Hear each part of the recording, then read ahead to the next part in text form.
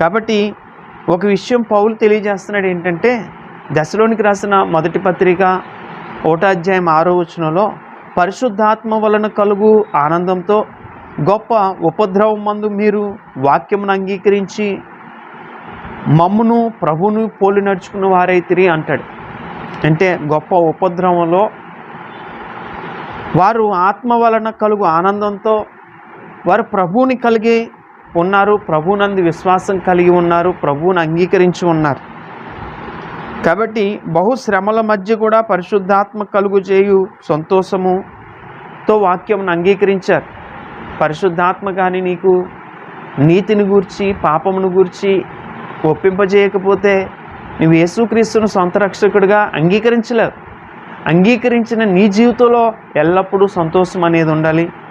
నీ విశ్వాసంలో బలహీనం కాకూడదు, నువ్వు నిరుత్సాహపడకూడదు, నువ్వు దేవుని వైపు చూడాలి.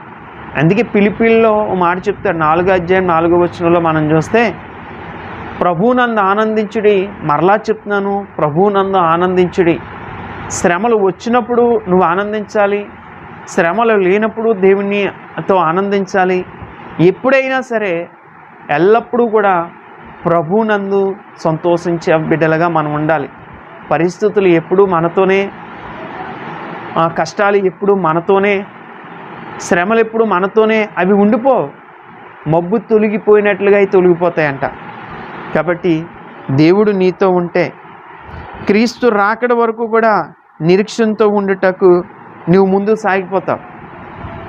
ఈ నిరీక్షణ మనల్ని ఎప్పుడు సిగ్గుపరచదు, అవమానపరచదు.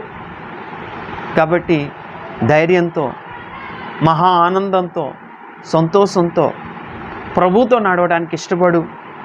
నీ జీవితంలో, నీ కుటుంబంలో ఎల్లప్పుడూ సంతోషాన్ని దేవుడిస్తాడు. సంతోషము గల మనసు ఆరోగ్యదాయకం అంటున్నాడు. కాబట్టి యెహోవా యందు ఆనందించడం వలన మీరు బలం పొందుతారని దేవుని లేఖనం సెలవిస్తుంది.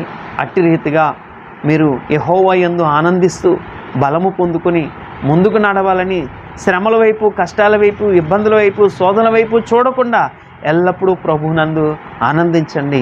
అటువంటి కృప దేవుడు మీకును మీ కుటుంబానికి అనుగ్రహించి నడిపించి బలపరిచి సహాయం చేసిన గాక. God bless you.